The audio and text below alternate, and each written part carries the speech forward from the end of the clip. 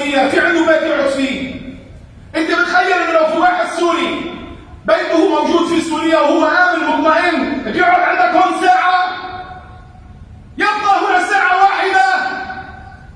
يعني فوق الحرقة والشدة والغربة والتهجير بدي يجي يقول له انت عم تاكل رغيفي؟ لك ما في عندنا انسانية. اذا ما عندك دين تحللت بانسانيتك. الا نتقي الله في انفسنا؟ الا نتقي الله في احوالنا؟ ان نفكر هيك انت الله بيرزقك يعني، او ان الله سبحانه وتعالى سيوسع عليك.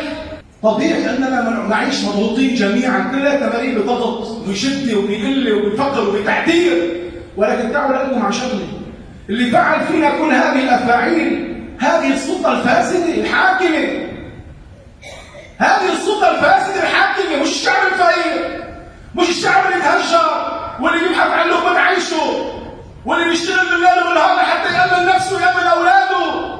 روحوا شوفوا هذه السلطه الفاسده اللي بيشوفوا الطحين عم يتهرب قدام عيونهم ويهربوا بانفسهم، وبيرجع بيقول لك السوري عم ياكل خبزك.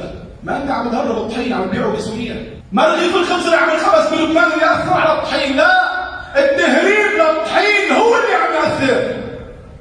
نعم، سرقه الكهرباء ب 45 مليار دولار هو اللي قطع عنا الكهرباء، مش هدول المساكين اللي قاعدين. ما هي بيوت مفتوحه وكهرباء عم تنعطى.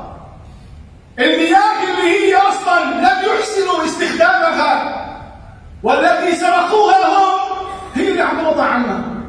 ما لانه السوري هون قاعد وعم يشرب المي، ما يمشي بالارض شريدها هو او غيره. فللاسف يا جماعه الخير السلطه رموا الفتيل الفتنه بيناتنا لحتى يقول لك شوف هذا هو، لحتى يقع الاشكال بيننا وبين من نعيش معهم بنفس الفقر والذل والتعتير، ويبقى هو حاكم ويبقى هو متسلط.